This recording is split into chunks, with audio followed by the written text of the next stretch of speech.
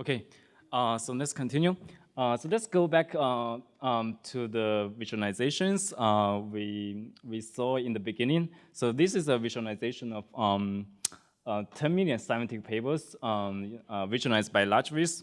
So every data points in this figure is a paper, and every different color corresponds to a subject.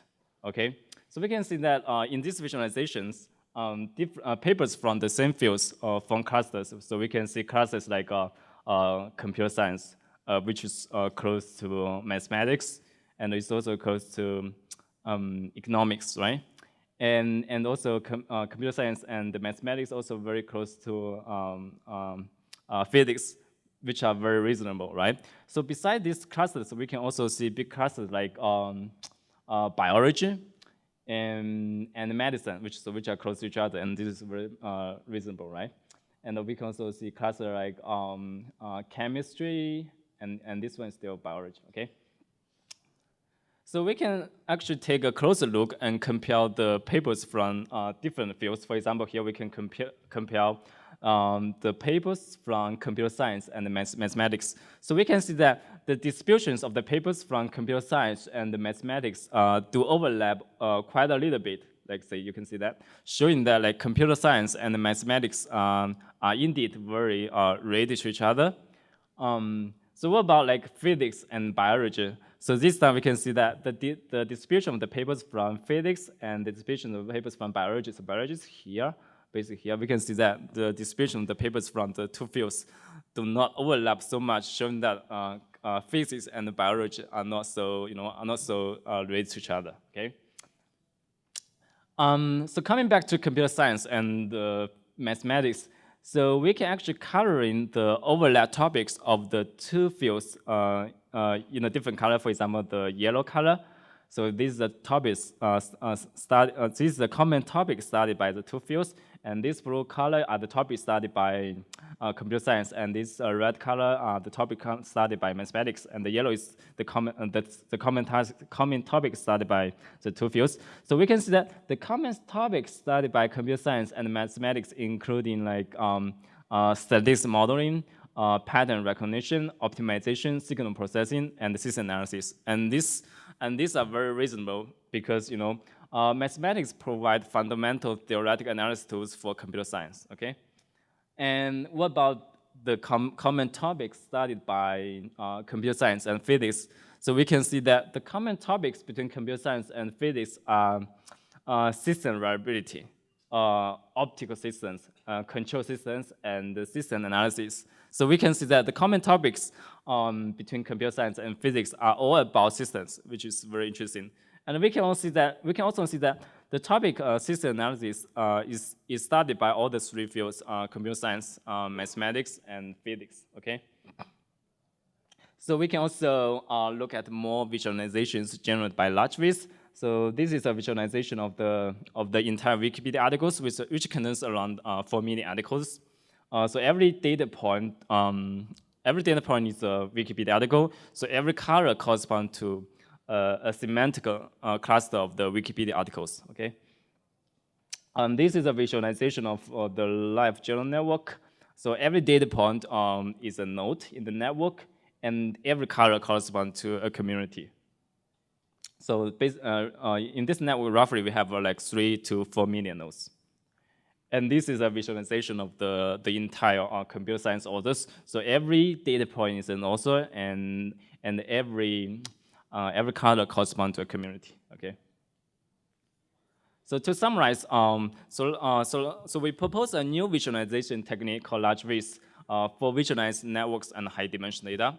So large trees has become the new state-of-the-art approach for visualizing networks and high-dimension data. And on 3 million data points, it is 7 times faster than TSNE.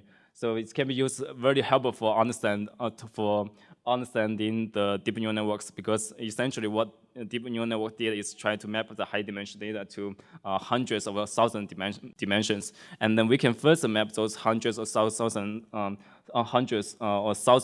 dimension data to 2-dimensional, 3-dimensional space, and then we can understand the repetitions learned by deep neural networks. Okay. And all the source codes of line and larges have been released and received a lot of attention. And also there are a lot of tools based on our implementation. For example, there's a R version of large-width, which is released in CRAN, and also there's a large-width tutorial for visualizing high-dimensional data from scratch. And also someone also did an interactive visualization for exploring high-dimensional data based on large-width. Okay. So next I'm going to hand to Qiaozhu for the rest of the talk.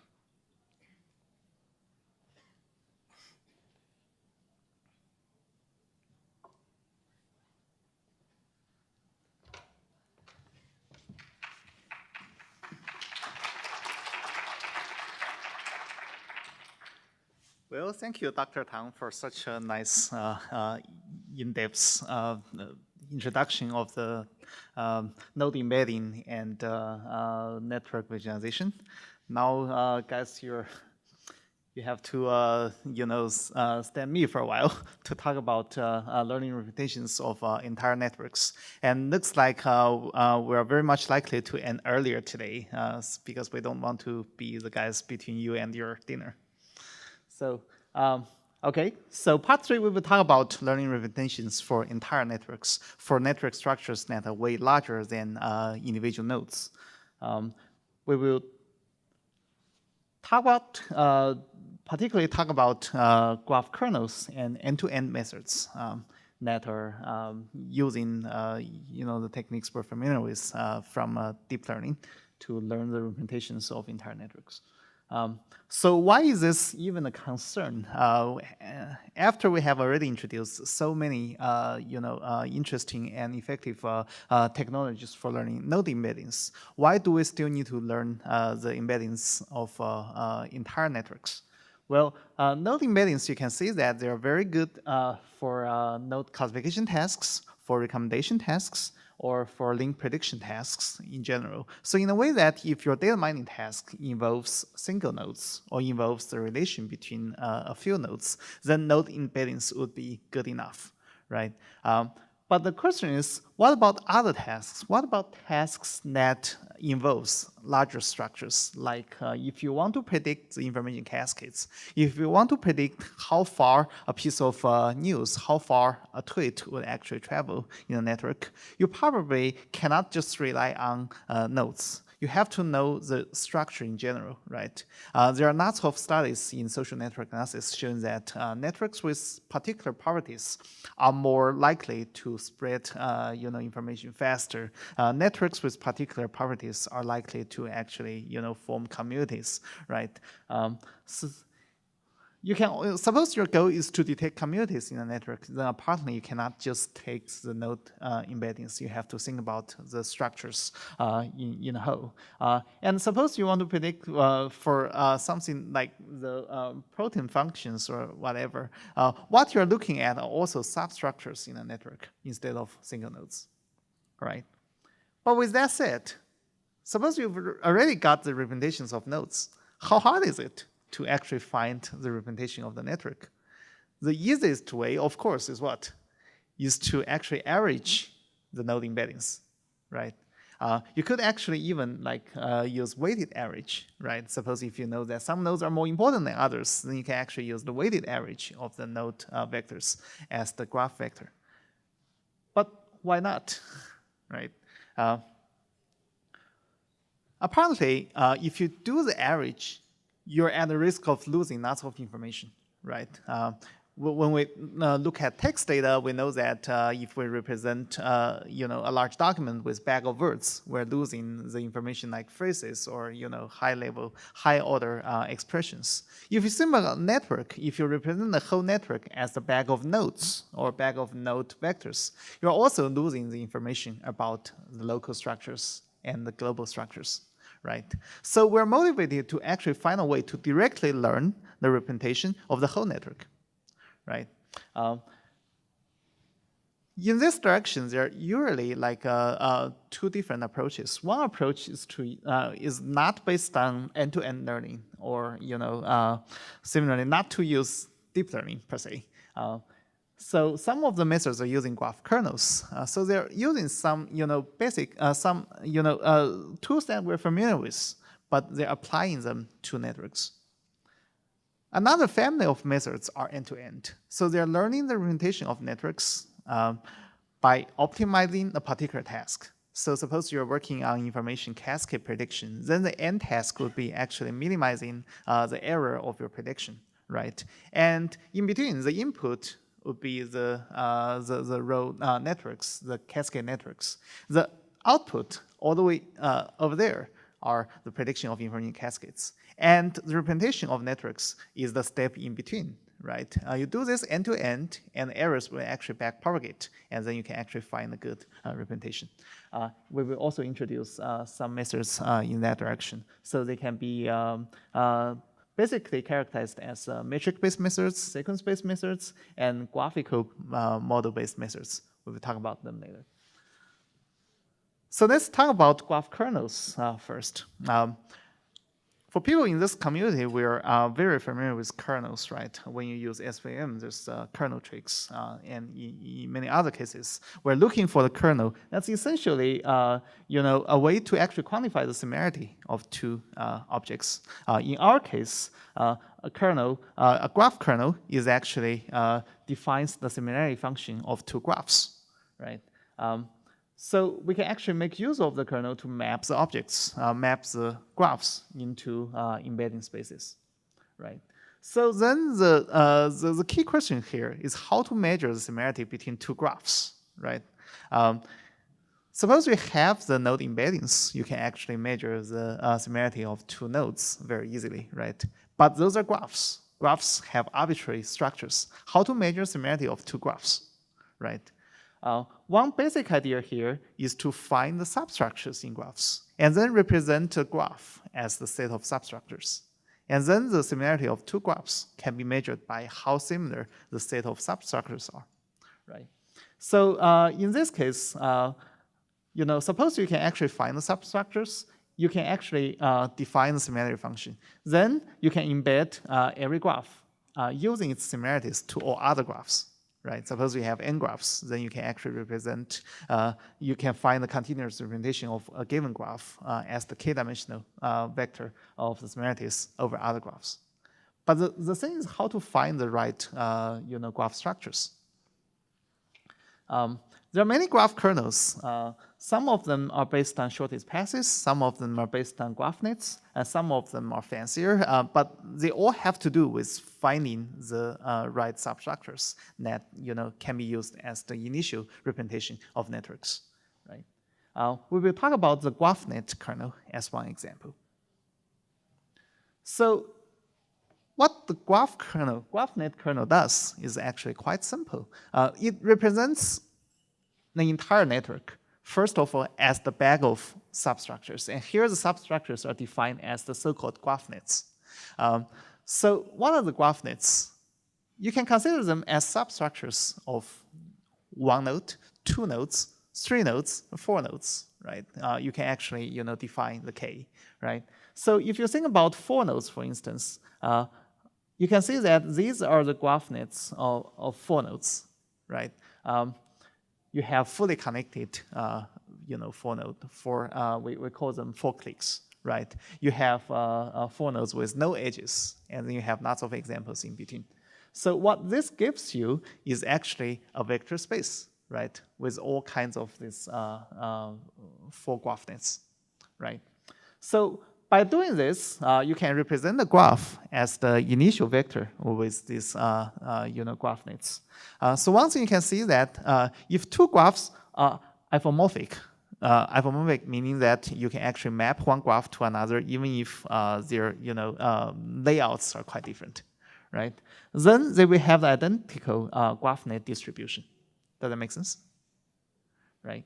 So Once you have that, you can actually define the GraphNet kernel as the similarity of the two vectors, right, using the GraphNets. Okay, so here's the simple example, and in the example, there's an error that I cannot fix because that's made by my student who couldn't make here, right? Let's see whether you can find the error. So this is the graph, right? And we're looking for the GraphNets, and now we're looking for GraphNets of 3 nodes. Right. So you can see that this network has 1 copies of the first GraphNet, that is the fully connected triangle, right? And now you can see the error. It has 3 GraphNets with actually we call them open triangle, not the fully connected triangle. And then it has 6 GraphNets with the triangle with 1 edge, with just 1 edge. And then 0 triangles with no edge, right? So that gives you an initial vector of this. Make sense? And then you can easily compute the similarity of 2 graphs using this, GraphNet representation, right? Once you have defined this graph kernel, you can actually find embeddings of networks easily. So before I move on, what's the problem of the GraphNet kernel approach? I did not talk about that in the slides, but you can see that it looks simple, right? You just count the GraphNets. But it's not that trivial, right? How long does it take to count the GraphNets? Right? It's not trivial at all. If you want to count the 4 GraphNets, right, you can actually think about the time complexity. Right, and we're also finding a trade-off between the expressive power of the network and the time complexity. Right, so if you have all the resources, you want to actually go further. You want to count 5 GraphNets, 6 GraphNets, right? But the time complexity just grows. Right.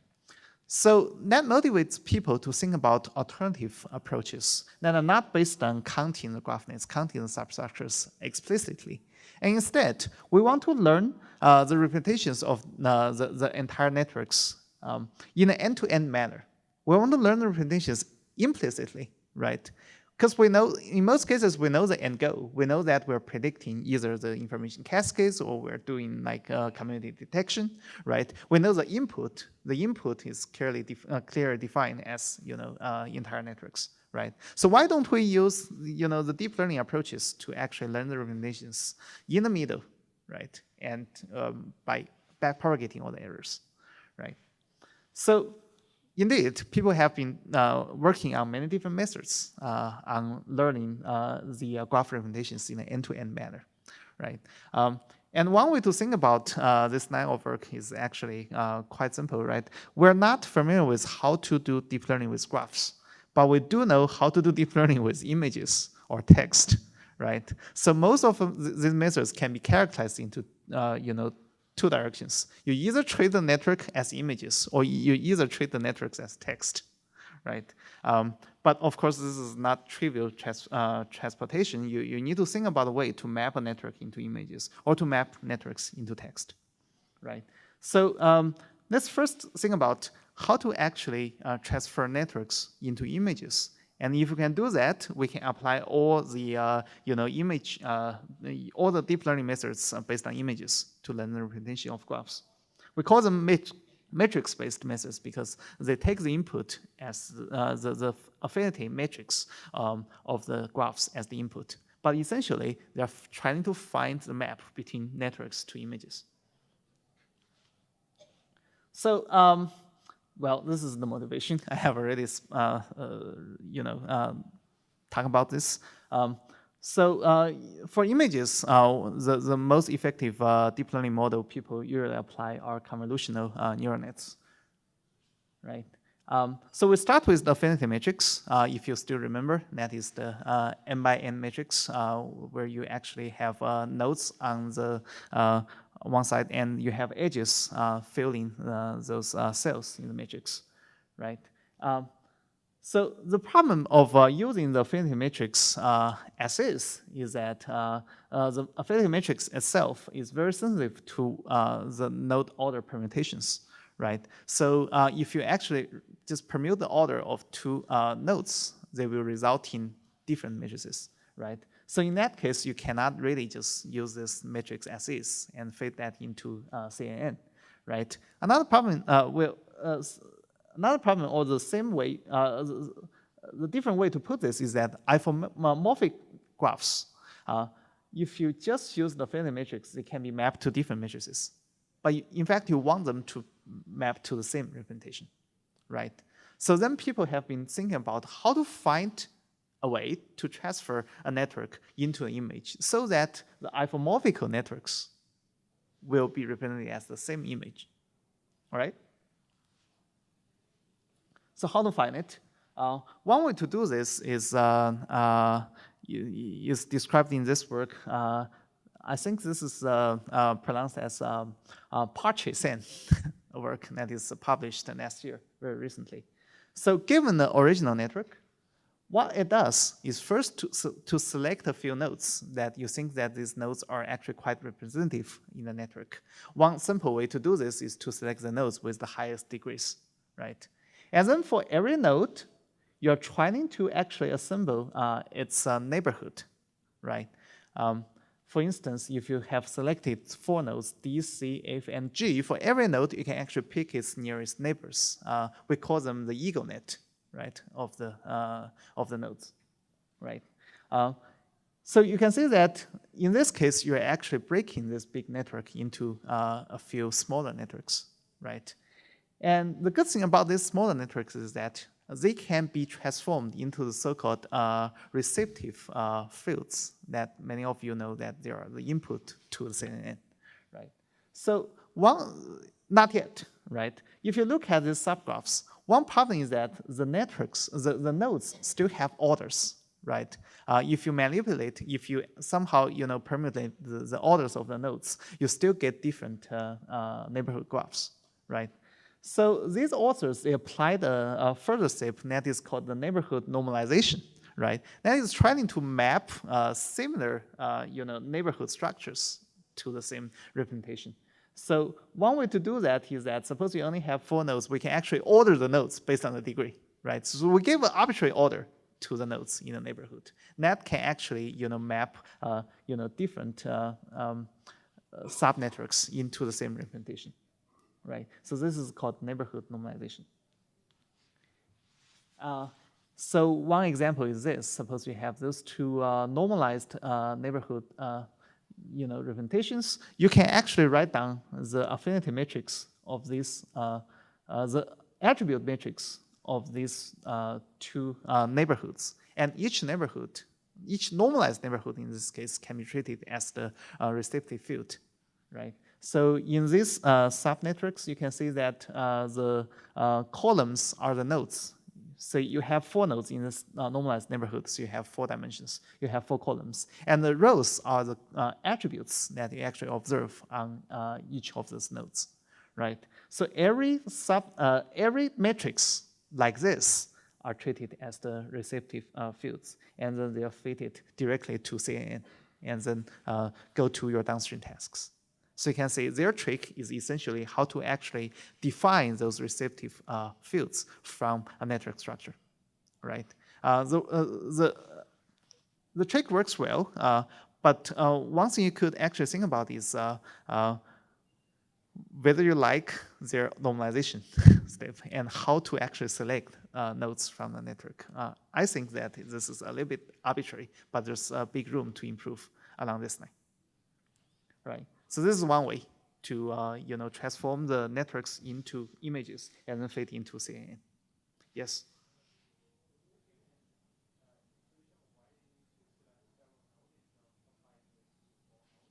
Well,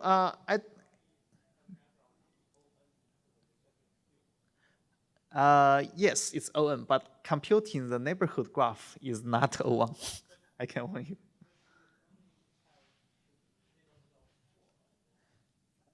Yes, but that's also an arbitrary parameter, right?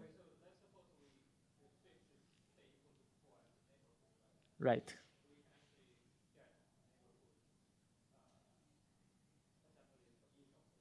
You can do that for every node, right? You can do that for not just for nodes, for all the nodes. That's true, right? But the computation complexity is not trivial. It's not trivial, right? Right. So that's one way to actually map the networks to images.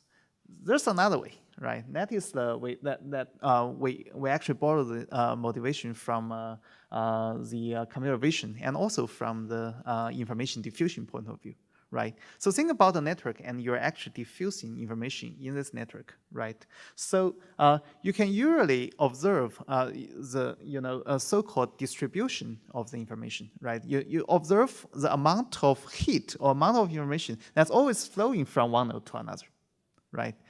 You also observe the amount of information or amount of heat that's flowing from one node back to itself. So this helps you define something called the heat kernel, the heat map.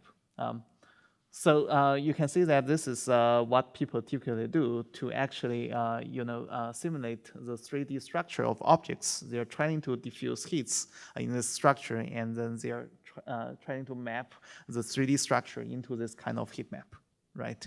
Similar trick can be applied to networks. So basically, we're modeling the amount of heat flowing on nodes over time, right? And if you don't like heats, you can think about those are actually the flows of information, right? If you think about you're diffusing information in the network. Okay, so here's how it works, right? So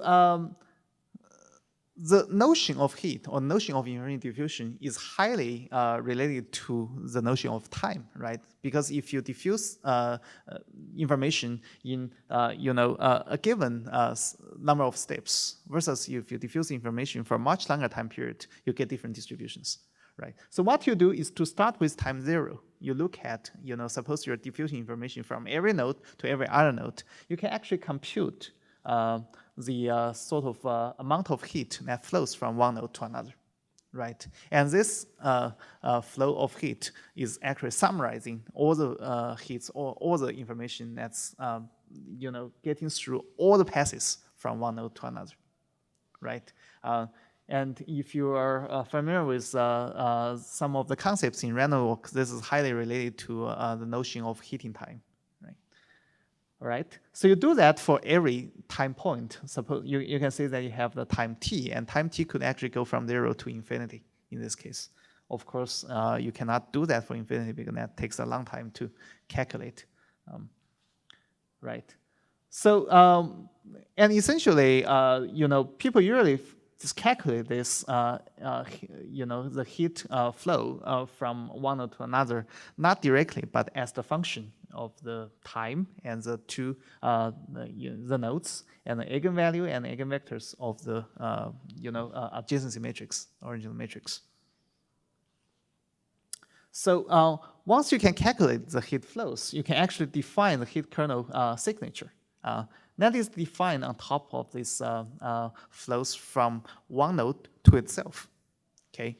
And there's the parameter T, because as I said, that if you do this heat flowing, do this information diffusion for one step or for k steps, for many steps, you got different node heat distributions, right? So this gives you, for the ith node at the tth sampled time point, what's the distribution of the heats, right? And suppose you can calculate this, you can actually compute the so-called heat kernel signature graph. We call that the heat kernel signature graph descriptor S. That is the intermediate representation of the network that we will actually use later to fit into CNN. So remember that there's still one problem that we haven't solved. Even if you can actually calculate the heat kernel, the signature, heat kernel signatures, it's still dependent on the node orders, right? And in our case, what we really want is that if you just do the permutation of the nodes, we should get the same representation, right? We want isomorphical graphs to result in the same representation, right? So we haven't really solved that problem. But here's the simple solution. Instead of using the heat kernel signature alone, we use the histograms for at every time point, right? We use the histograms of the hit kernels instead of the hits on every particular node. Okay. By doing that, we can get a matrix that is that have number of rows as a hit density dynamics over diffusion steps, and the number of columns as a static hit density patterns and time t. So, well, intuitively, you will get something like this. So suppose the networks on the second column are the real networks you start with. And then by doing this hit kernel signature calculation, you're getting something, the images above, like this. So you can intuitively see that, okay, the first two networks are sort of similar intuitively, right? And their hit kernel signatures are also closer. The right two networks sort of similar in some way. They're not identical. And then the hit kernel signatures also look similar. Okay. By the way, the first two networks are the friendship networks on Facebook. The other two are the author collaborative networks from ACL. Yes. The colors means the value of the hit, right? And in this case, the histogram. So, but anyways, you can see that after these tricks, we managed to transform the network structures into images, right? You have shapes, you have colors, right? Now the rest is simple, right? You fit those images into whatever deep learning model of your favorite, and then do the downstream tasks. Yes.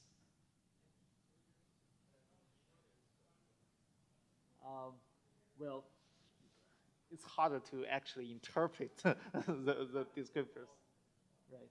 It just happened to be that, right? So that's the problem of this end-to-end approaches is actually harder to interpret in immediate steps. Yes?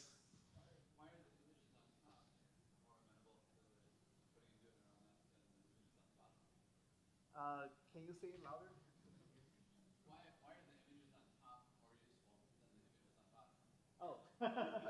That's a good point, right? Because the images on the bottom, that's the notion of isomorphic networks, right? It's actually based on some particular layouts, right? So if for instance, if I rotate the image, if I just move one particular node, you actually have the same network, but the image looks dramatically different. Does that make sense, right?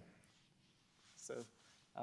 If you can find a universal way of mapping isomorphic networks into the image like this, then I'd say that you can directly use that image as well, right? Yes?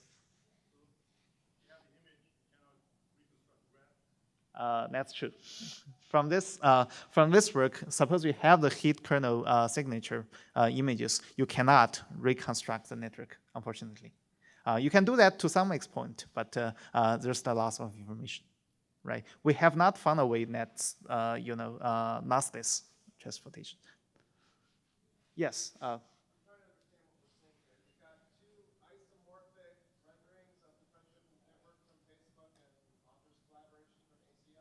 Not really. They are not the same network, but we're just using this example to show that those two networks have something in common, right?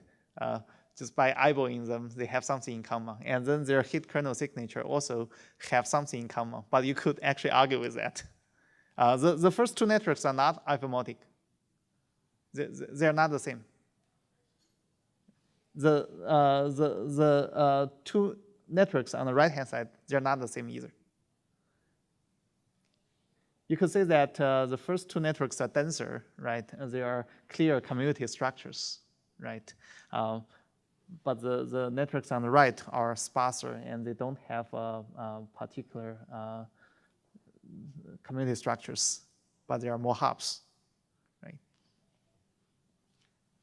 Okay, so anyways, what we did is to find a way to transfer the network structures into an image that is independent to the node orders, right? And then after that, you can actually fit this into the convolution neural net, and then to predict the downstream data mining tasks, right?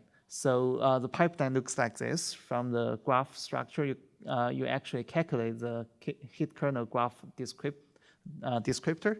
And then you put this into the multi-column, multi-resolution convolutional neural net. And then it predicts the output. Here, there's the, how to find the right output is also not trivial, right? For instance, you can think about tasks like community detection and such. They could be good downstream tasks. But problem of those is that you need to have the ground truth as the training, right? So in this work, what we did is actually to use the prediction task to predict how large the network will actually grow into, right? By doing that, you actually have the ground truth. You have lots of training examples, right? Deep learning won't work if you don't have lots of, labeled examples, unfortunately. So you can see these are two methods that are, okay, I'll answer that question first. Yes.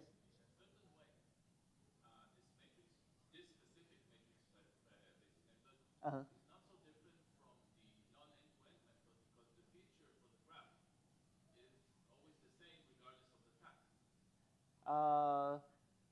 I put that as the question. Intuitively, they're also establishing some sort of similarity between the networks, right?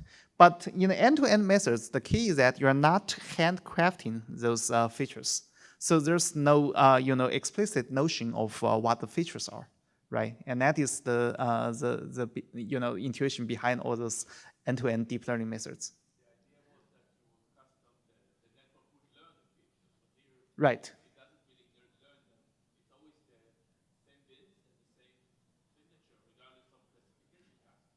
Well, yeah, that's true. So you're saying that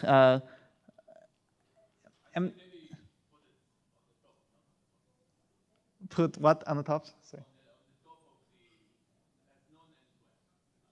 Okay, right.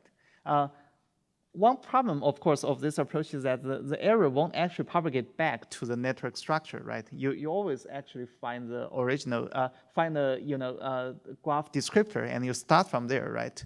Right. I think that was your question, right? Right. Yes. Ideally, you want the error to propagate back all the way to the graph structure. We haven't found a way to do that yet. Right. Right. We haven't found a way to do that yet. That's a good point. Okay, so you can see that in the first two pieces of work, people, including us, are trying to find the mapping from networks to images so that you can actually apply deep learning models that works well for images, right? Another approach is to find the relation from networks to text to establish the analogy between networks and text so that you can apply some sequence-based models, right? So one of the particular work that we did recently is motivated by the deep walk work and Node2Vec work. As Dr. Tang described, these two work are trying to find the node embeddings, right?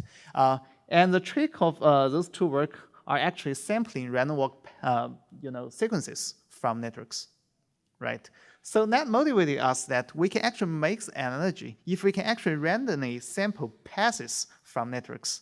Suppose we actually map the nodes to words, then the randomly sampled sequences becomes sentences, right? If you buy this analogy or not. In this case, we can actually find a way to actually learn the representation of text to actually learn the representation of networks.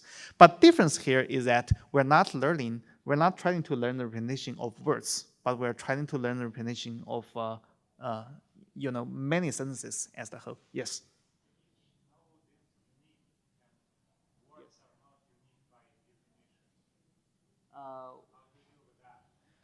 Why do you think words are not unique by definition? Right.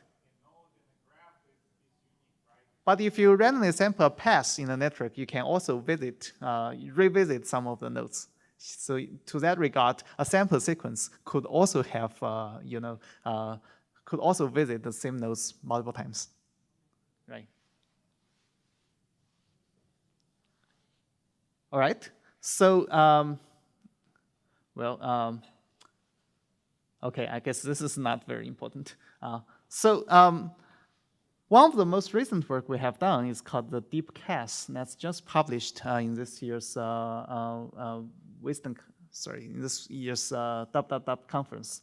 So that is the work motivated by deep work, but the goal is to learn the representation of the entire networks instead of finding the node embeddings, right? So we're further in this analysis that we're actually learning the representation of graphs, where the graphs can be considered as the assemble of sentences, in this case, a long document, right? And then if you have a set of graphs, in this case, that actually maps to a collection of documents, right? So we still need a task that help us to actually, backpropagate the error, right? We still need an end user task. The task here is trying to predict the information cascades, trying to predict that how far a piece of tweet could actually travel in a Twitter network, or how many citations a paper would actually get in a given number of years. Okay.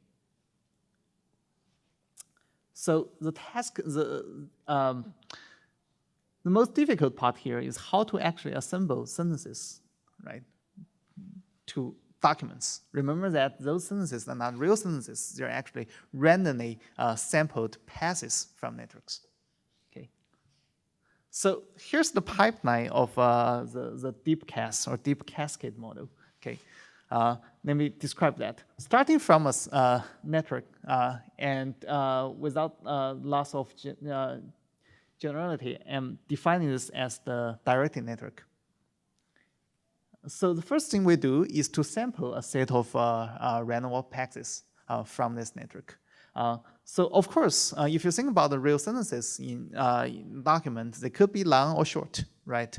But in this case, in the first step, we do not actually particularly vary the length. We're sampling K sequences with T nodes. And we set both K and T to be relatively long number. And later on, we will use another mechanism, attention, to actually select the right number of sentences and the length of the sentences, right? So the first step is to sample the sentences from the network. And then we can actually apply standard sequence models. In this case, we're using a bidirectional GRU to actually model the sequences we sampled from the network. Okay, and then the output of this sequence model will actually result in this tensor, right? So remember that we have K sequences. Every sequence we have T nodes, right? And every node here corresponds to the high-dimensional space H. So this gives us a tensor, right? Here we're actually dealing with all the K sequences and all the T nodes, right? So the next is to use the so-called attention mechanism to actually find the right number of sentences. And for every sentence, you find how long it could be, right? Does that make sense? So this will actually be applied to this tensor to actually make the decision on what, which sequences are more important to the task. And within these sequences, which nodes are more important to this task. And then the representation after the attention model will fit into the downstream task. That is to predict the output here is actually the future size of the information cascade. All right. So in this case, we use random walk as the way to actually represent a network structure here. The network structure here we use is the cascade graph. And that is by far how many nodes have adopted this information and what their interconnections are, right? Of course, if you think about the problem of this approach, we do see that one of the problems is what? Is networks are actually more than sequences, right? right? And that's something that's missing in text, right? So suppose you have a substructure, then it's, for instance, if you have a triangle, right? Then if you sample passes from network, it's much more likely for the pass to actually revisit the sum of the nodes, right? But in the text models, we actually don't have that problem, and we never thought about developing models that particularly attack those, right? So that's one problem of this approach, right? Another problem of this approach is that if you do the random walk, and by definition you can do that infinitely long, right? How do you actually decide where to stop? This is also the problem that. Well, in this work, because this is one of the very first work of learning the entire network representations, we did not actually try very hard to solve these problems, right? So basically, the random walk has the terminating probability that decides the expected number of sequences. We actually learn it by examining. So that's the very, that's basically not very fancy method. You represent the graph well, that means you can get good predictive power of the task, right? So we just sample enough sequences. In this case, we partition the sequences into mini batches. We read in more until we have enough of them, and that until then we will stop the random walk, right? Right, and this is implemented based on the attention mechanism. So we sample. In practice, we sample enough number of sequences with enough number of nodes first, and then we use the attention model to actually determine where we want to terminate in those sequences. Yes. Well, so that's that's not well defined in this case. So it's basically what the attention says, right? In this case, we're using the geometric distribution of attentions to determine the number of sequences, right? And that actually decays very fast. Yes?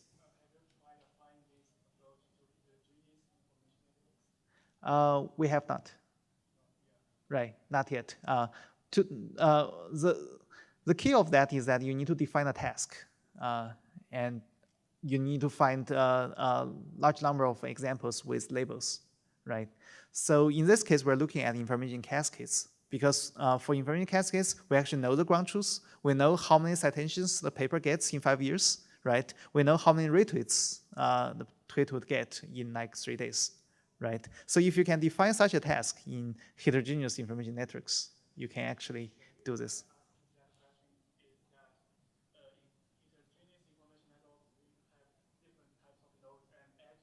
Uh-huh.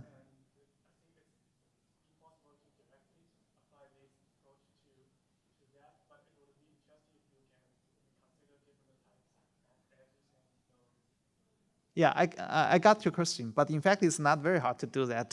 So I don't know if you are familiar with the work called MILA passes, right? So suppose you're working on this problem. One suggestion I have for you is that instead of doing random walk, just use MILA passes to actually sample those sequences. Yes. Right. Well, yeah, that's a good way. That's a good direction to move forward. Thanks for mentioning that. But let's continue. Let's go back on this talk.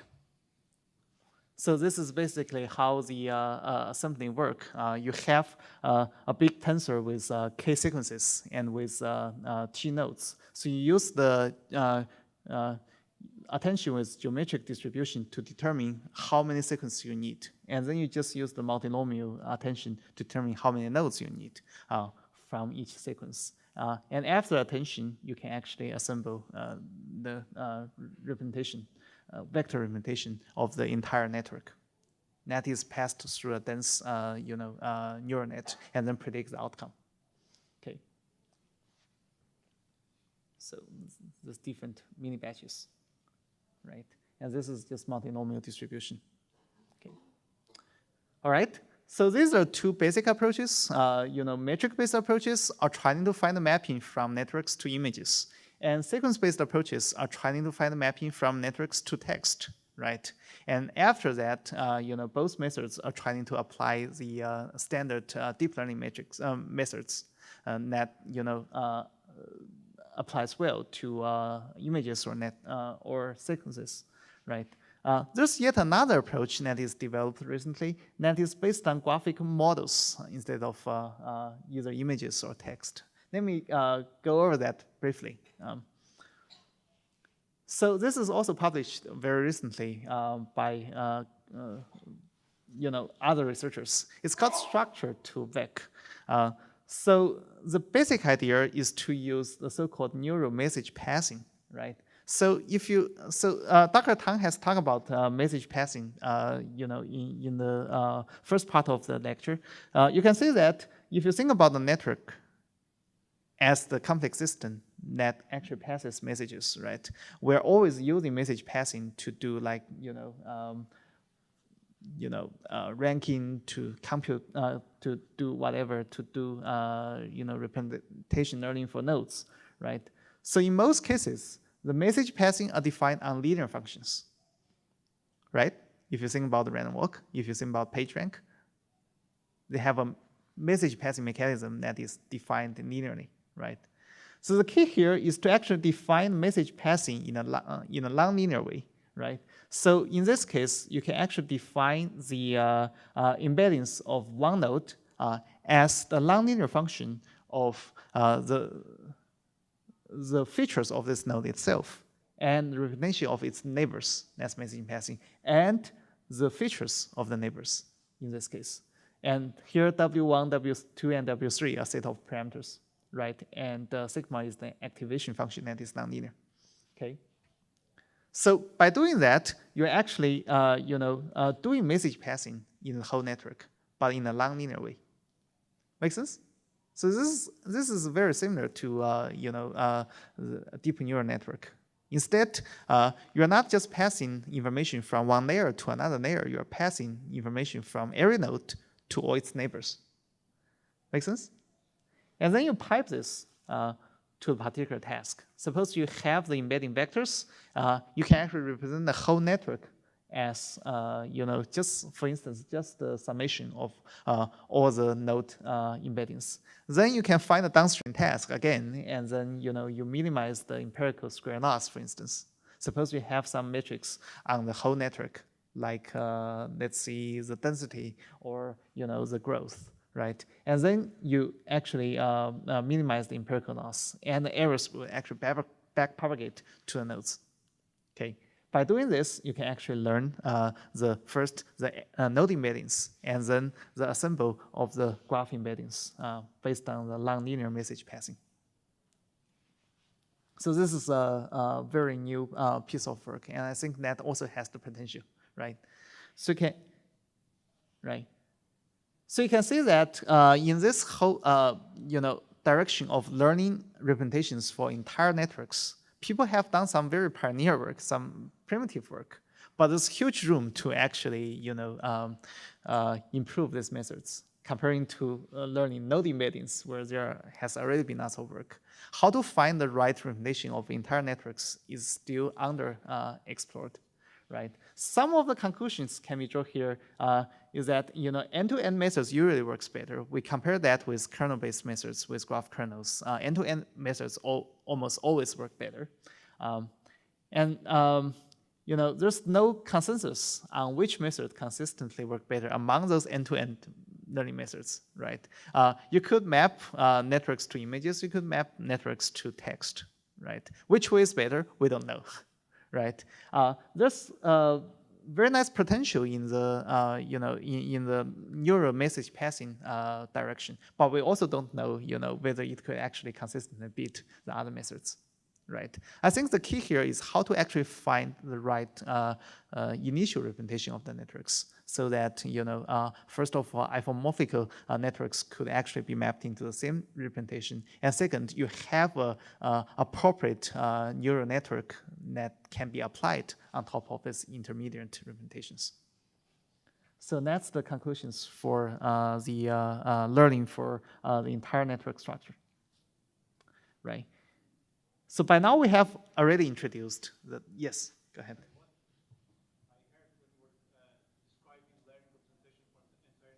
Right. There are not that many problems for which you have sufficiently many training examples That's true. that you can use deep network. So if Right. this is because you don't have that many examples, or is it something in general? If that's the case, why try using deep network for this whole network? Because there's not that many problems that you have sufficiently many examples. Right. Well, that's a very good question.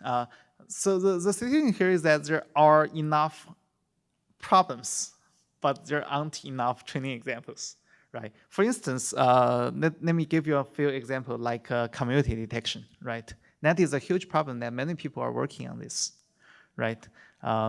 So, you can find probably 500 different community detection algorithms there, right? But the problem there is that it's harder to get the ground truth of given a network how many, clusters there are, right? So there's the difficulty of applying deep learning methods to that problem in particular because you don't actually have enough labeled examples, right? So it's fair to say that for foreseeable future, people should use the same old methods of learning instead of using deep network because for foreseeable future we won't have sufficiently many training. I think it's probably easier to get the labels than, for instance, in this case, we're using information cascades, right? In information cascades, you can see that you have the ground truth. You know how many citations paper gets, right? For community detection, although right now we don't have enough examples, but I think in the foreseeable future, it's quite possible to actually accumulate training examples. And based on the recent developments of deep learning, you actually don't need so many labeled examples already. So there are methods there are even one-shot learning that people are looking at, right? And also there's the very powerful multitask learning frameworks. So for instance, suppose you have enough labels here for information cascades, right? Then if you have a different task, you probably don't need so many labels, right? So I would say that it still makes sense for us to actually move towards end-to-end learning of networks. Yes? What's the scalability of what happens?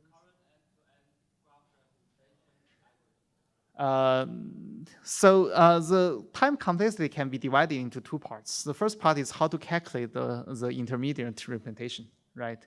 In that, to that regard, you can see that the hit kernel signature has the complexity of O(n) squared. So that is more expensive than sampling passes from networks. And then the other part is actually basically the deep learning component, right? That, if you're familiar with deep learning models, you sort of have the expectation of how long that takes. Hi.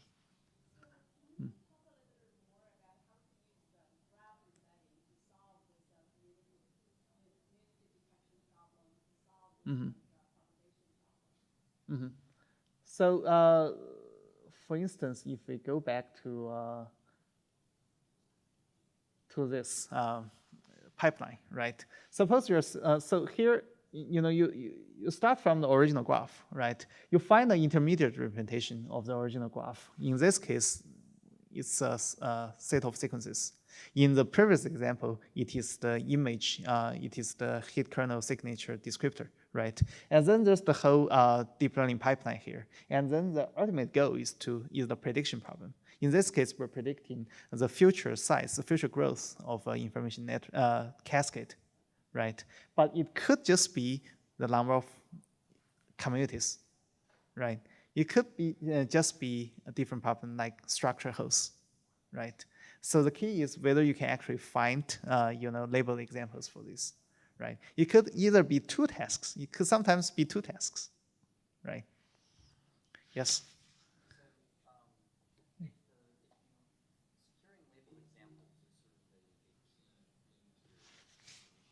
Uh-huh. Do you think there's promise for things like autoencoders to try and do some sort of unsupervised graph representation learning that you then take the guts of and plug it into whatever your downstream task is where you don't have a lot of examples? Yes.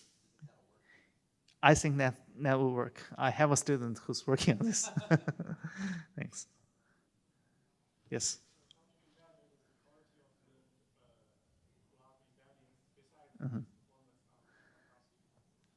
It's a good question. It's a very general question for deep learning folks.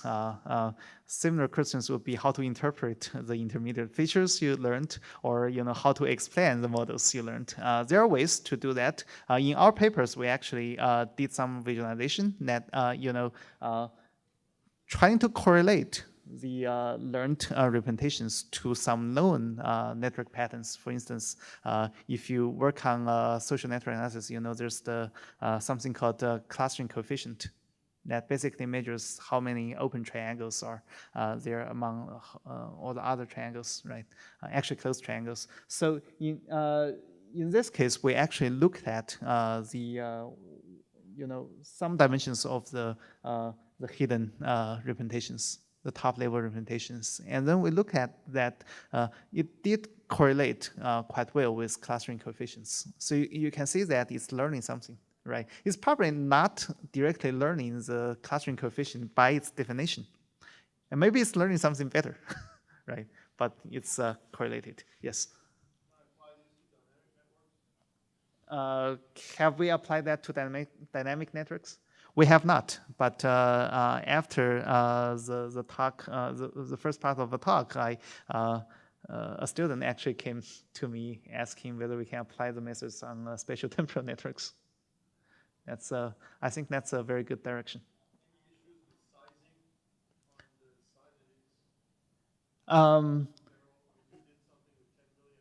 Right.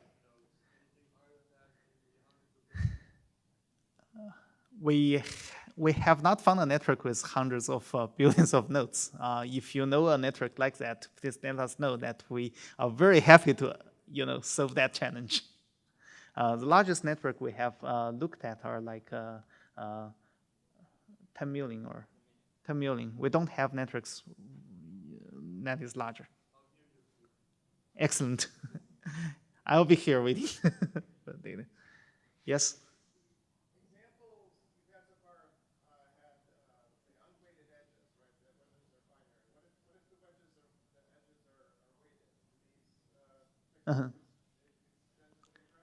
Right.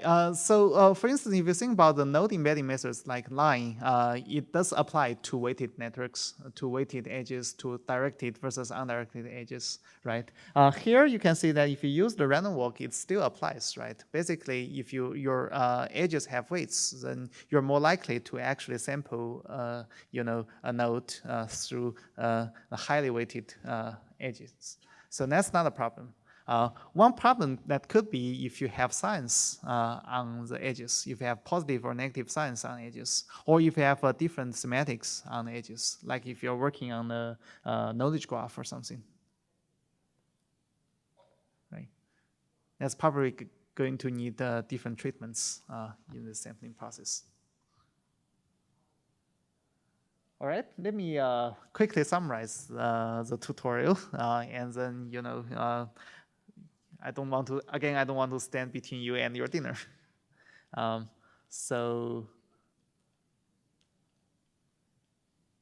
right, so as a summary, we talk about network representation learning as the new and general methodology for analyzing and mining networks. And it's not just useful for mining networks. It's useful for mining any kind of data that you can actually construct from where you can construct networks, like text, like images, like user behavior, like time series. As long as you can actually construct a network from the data, you can apply all these network representation learning methods, right? And then the state-of-the-art approaches for node embedding, for node representation learning methods are already introduced in the first half of the tutorial. So the current work, the current research focus is moving towards task-specific representations, right? Most of the work like line, deep walk, and node-to-vec are unsupervised, right? But in reality, if you know what your task is, right? If you know that you're doing, link prediction, if you know that you're making recommendations, there's a huge need to actually find task-specific representations of nodes. Right, and then you can see that with these methods, you can easily visualize large-scale networks. That means you can easily visualize large data Like if you want to put 10 million data points on a single slide, we have already done that. If you could have 100 billion nodes, then we need to think about does that make sense to put them on a single slide. But with the layouts calculated based on the representation learning methods, you can do lots of differences. Yes? Most of these networks are getting very heterogeneous, very hard. Right. The totality of the application is Right. a big question. Right. To us, we can solve the scalability problem. We can deal with the large network problem, but we're not good at designing meaningful visualizations. To be honest, we have colleagues who are good at designing the visualizations. Right, and then you can see that the recent research is moving from learning the representations of nodes towards learning the representations of structures.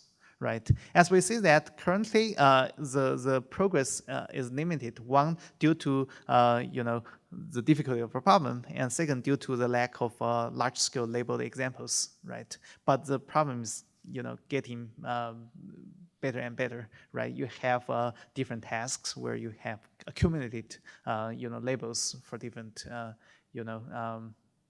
machine learning tasks. So we're getting there. And there's the challenge and future work. Of course, one of the big challenge is the scalability, right? Suppose Facebook wants to do this. Can they apply our methods as is, or what does that implicate if you're dealing with the network of 5 billion users, right? Unfortunately, we don't have a network with that size, so we have not actually worked on that problem. And then another problem would be the hierarchical representations, right? And that also relates to if you have an end-to-end framework, can you interpret, the intermediate level of representations? If you can, which intermediate layer do you want to actually use as the interpretation of the networks? Of course, handling dynamic networks, right? And handling heterogeneous networks, right? And then, learning the isomorphisms and invariance representations of entire networks. Thanks for the students who put this very hard term that I can't even pronounce. Right. So these are big challenges that we can see that that could be solved in next a few years. Right. There are of course problems that are harder to solve. And I think this is it. We have included all the references that we used in this tutorial. You can actually find the copy of the slides if you just click on the link in the KDD website. And thank you very much.